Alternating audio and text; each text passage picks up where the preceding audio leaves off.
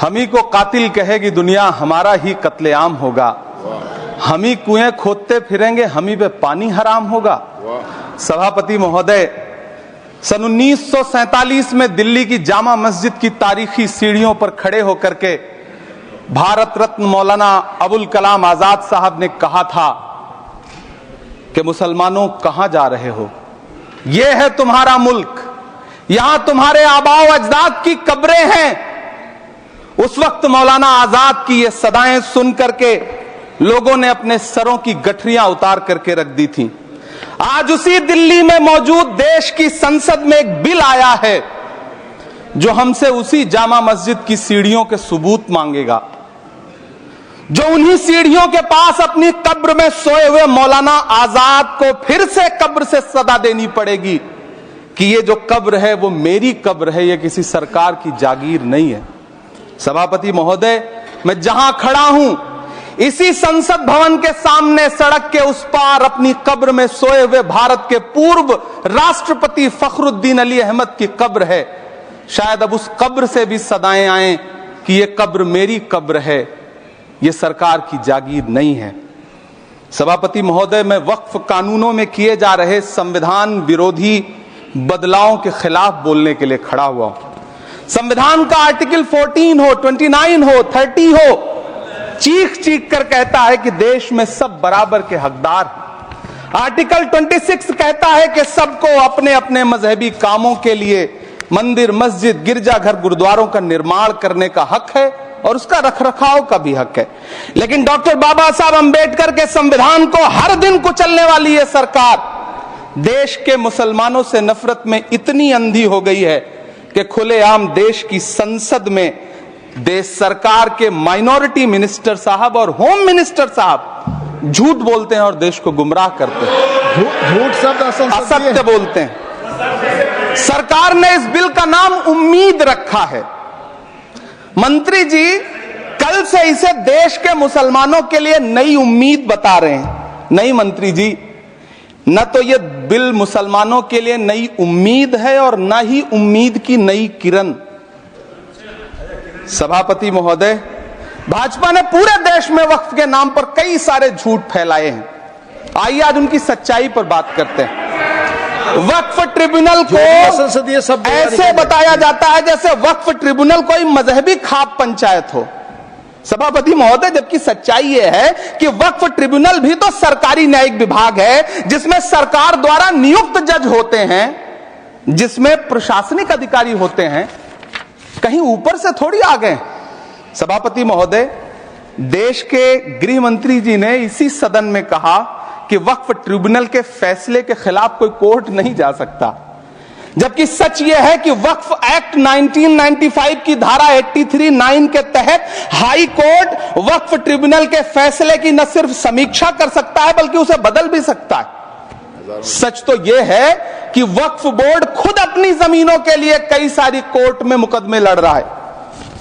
सभापति महोदय, दिल्ली की जिन 123 संपत्तियों को लेकर कल माइनॉरिटी मिनिस्टर, होम मिनिस्टर साहब और अभी आदरणीय नेता सदन बात कर रहे थे, आइए उनकी सच्चाइयों पे भी बात करते हैं।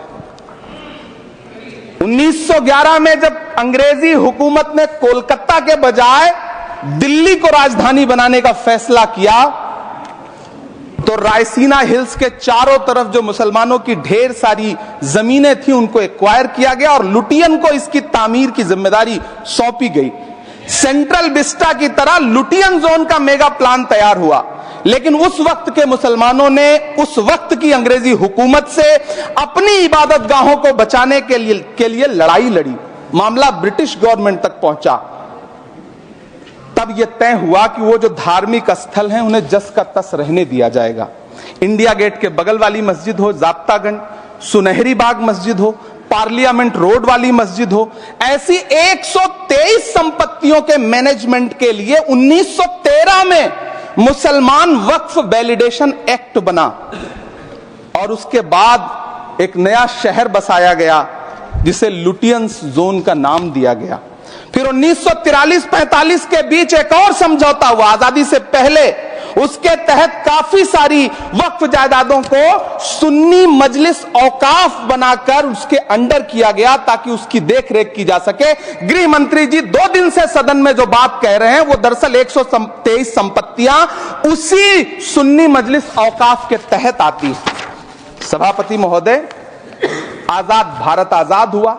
आजादी के बाद भारत में 1954 में वक्फ एक्ट लागू हुआ, जिसकी धारा 9 के तहत 1964 में केंद्रीय वक्फ काउंसिल का गठन हुआ। दिल्ली की वही 123 प्रॉपर्टीज को 1970 में सर्वे गजट करके गजट नोटिफाई किया गया। इसके निपटारे के लिए पूर्व प्रधानमंत्री इंदिरा जी के द्वारा 1974 में एक बर्नी कमेटी बनाई गई।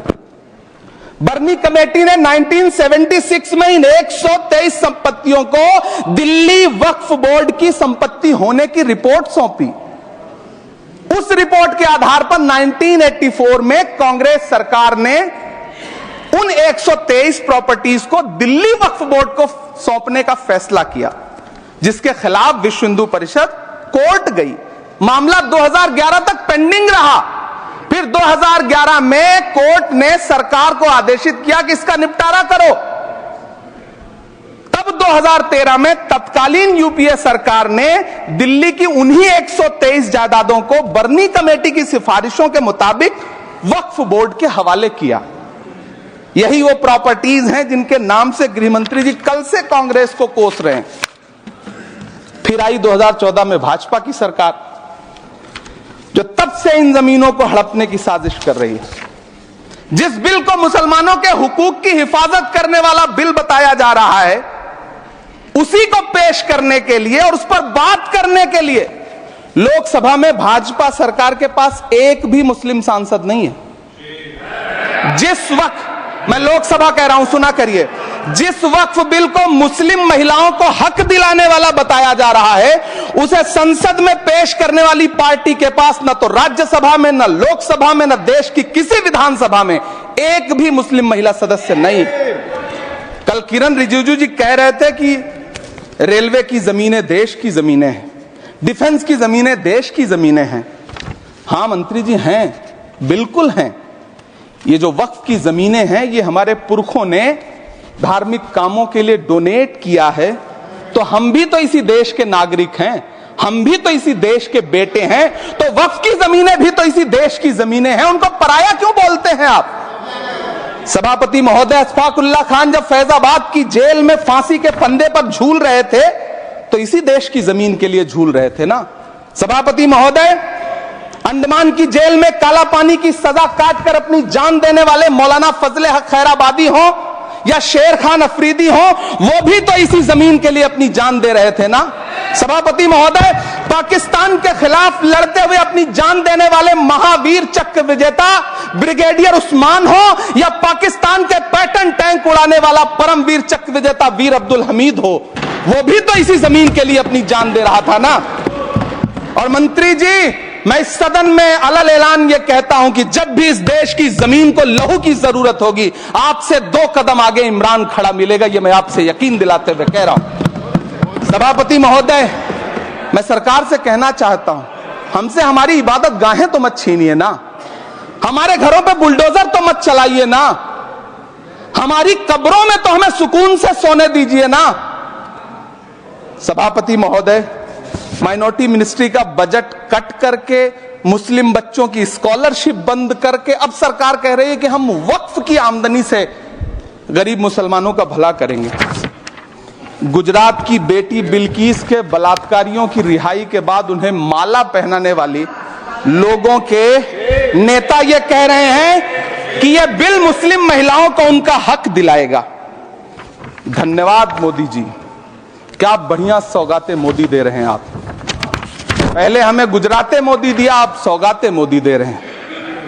लेकिन यह सरकार इतना याद रखे कि इसी ठसक के साथ देश की संसद में सीए का कानून भी लाया गया था और कहा गया था बड़े बड़े भाषण देकर के कि पड़ोसी देशों से हिंदू भाइयों को ला करके यहां नागरिकता दी जाएगी। लेकिन मैं आपके संज्ञान में लाता हूं सर कि पिछले इतने दिनों में इनसे नागरिकता लेने के लिए 2000 व्यक्ति भी नहीं आए, जबकि इसके उलट इन्हीं की सरकार में पिछले 10 साल में 15 लाख से ज्यादा भारतीयों ने भारत की नागरिकता छोड़ करके दूसरे देश में जाकर के बस गए।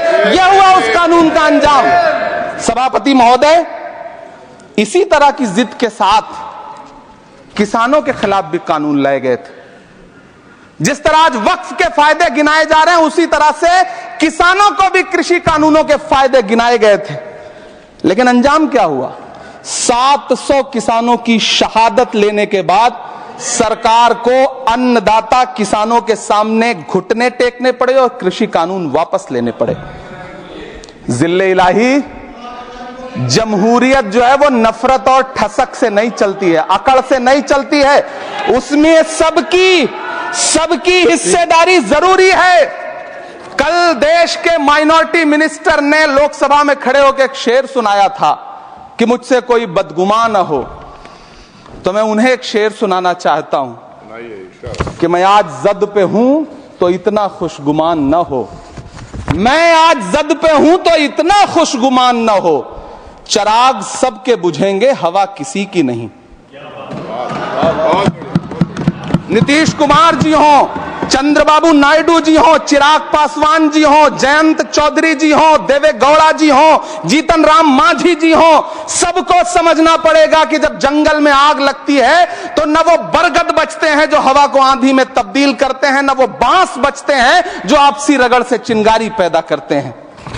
सभापति महोदय, जब देश को मनमोहन सिंह साहब जैसा काबिल प्रधानमंत्री मिलता है तो देश को आरटीआई जैसा एक्ट मिलता है, सेज जैसा एक्ट मिलता है, मनरेगा जैसा एक्ट मिलता है, लिबरलाइजेशन मिलता है, राइट टू एजुकेशन मिलता है, नेशनल फूड सिक्योरिटी एक्ट मिलता है। लेकिन जब देश को सौगातें मोदी मिलती है तो क्या मिलता है? सीए मिलता है, फॉर्म्स लॉ मिलता है, आर्टिकल 370 मिलता है, इलेक्टोरल बॉन्ड जैसा एक्ट मिलता है और वक्फ अमेंडमेंट एक्ट जैसे बिल देश को मिलते हैं। मुझे तो अपने हमवतन भाइयों से पूछना है कि आपको अपने बच्चों की तरक्की, खुशहाली और नौकरी की दरकार है या फिर मुसलमानों की दान की गई जमीनों को लूट कर धन्ना सेठों को देने की साजिश करने वाले कानून की? सभापति महोदय, यह सरकार रात के 3 बजे तक पूरे देश को जगा करके संसद में अपने ही नागरिकों को नीचा दिखाने के लिए वक्फ बिल ला रही थी, तो उधर रात के 1:30 बजे अमेरिका हम पर 26% टैरिफ लगा रहा था। सरकार की प्राथमिकताएं देश को पता। सभापति महोदय, मैं बहुत भावुक हूं आज, और मुझे अच्छा लगा कि आदरणीय नेता सदन जगत प्रकाश नड्डा जी ने बहुत अच्छी बातें भी की, मन से बातें की। क्योंकि उनके नाम में प्रकाश जुड़ा है तो मैं उनमें हमेशा एक रोशनी की किरण देखता हूं। मैं उनके सामने बहुत अदब से यह बात कहना चाहता हूं कि चरागों के सफर में दबदबा हो आंधियों का तो फिर अंजाम जुल्मत के सिवा कुछ भी नहीं होगा। यह दुनिया नफरतों के आखिरी स्टेज पर है, इलाज इसका मोहब्बत के सिवा कुछ भी नहीं होगा। मैं भावुक हूं, मेरी पलकें गीली हैं। अगर देश की एक बहुत बड़ी आबादी को लगता है कि आप उसका भला करने के लिए नहीं बल्कि उनकी इबादतगाहों, उनकी कब्रिस्तानों, उनकी खानकाहों को बर्बाद करने का बिल ला रहे हैं, तो फिर आप अगर समझाने में नाकामयाब रहे हैं तो यह आपकी नाकामयाबी है। पहले समझाइए, उसके बाद कोई बिल लेकर के आइए, तब शायद हम आपका इतनी पुरजोर तरीके से विरोध ना करें। लेकिन सभापति महोदय, मैं अंत में सिर्फ इतना कहना चाहता हूं कि इस बिल में जो भी पॉइंट्स दिए गए हैं, बॉम्सी पोर्टल देख लीजिए, सरकार का झूठ आपको पकड़ में आ जाएगा। हम डरे नहीं हैं, हम सिर्फ सरकार से अपील कर रहे हैं कि हमें अपना समझिए। हम आपके अपने हैं, इस देश के नागरिक हैं और आप ताकत में हैं। संख्या बल के आधार पर बिल हो सकता है आप पास करा ले, लेकिन आपको यह बात समझनी पड़ेगी कि हम तो वो तारीख हैं, जहनों में रहना है जिसे, कागजी पुर्जे नहीं जो फाड़ डाले जाएंगे। जिस जमी पर मैं खड़ा हूं ये मेरी पहचान है। आप आंधी हैं तो क्या मुझको उड़ा ले जाएंगे? आपको यह बात समझनी पड़ेगी। आपको अगर इतना विपक्ष की तरफ से पहले जेपीसी में इतने सारे पॉइंट्स आए और उसके बाद कल से लोकसभा में और राज्यसभा में सुझाव आप सुनने को तैयार नहीं है, लोगों की शंका को दूर करने के बारे में आप बिल्कुल सोच नहीं रहे, बस आप कह रहे हैं यह बिल उम्मीद की नई किरण है। नहीं साहब, इसे भले किरण जी लेके आए हैं, लेकिन ये उम्मीद की नहीं बल्कि नाउम्मीदी की किरण है। और इस देश की एक बहुत बड़ी आबादी इस बात से खदशे में है, शक में है कि आप सीधे उनकी जमीनों को लूट करके धन्ना सेठों को बेचना चाहते हैं। मेरी अब भी आपसे अपील है कि इस बिल को वापस लीजिए। यह बिल कहीं से आपके अपने नागरिकों के लिए अच्छा नहीं है। यह बिल सिर्फ इस देश के मुसलमानों को नीचा दिखाने का और अपने एक ऐसे मतदाता वर्ग को खुश करने का बिल है जिनको इस बिल के पास हो जाने से कुछ मिलेगा भी नहीं। लेकिन आप एक नैरेटिव देना चाहते हैं, एक मैसेज देना चाहते हैं। मेरी आपसे अपील है कि कृपया ये जो सबका साथ सबका विकास का नारा है, इस नारे को रत्ती भर तो चरित्रार्थ कर दीजिए। बहुत बहुत धन्यवाद। इसके प्रायोजक हैं एडवांस कंप्यूटर, निकट इंडियन बैंक, बूढ़नपुर, आजमगढ़। यदि आप अपनी बच्चे को कंप्यूटर की उत्तम शिक्षा देना चाहते हैं तो तुरंत संपर्क करें।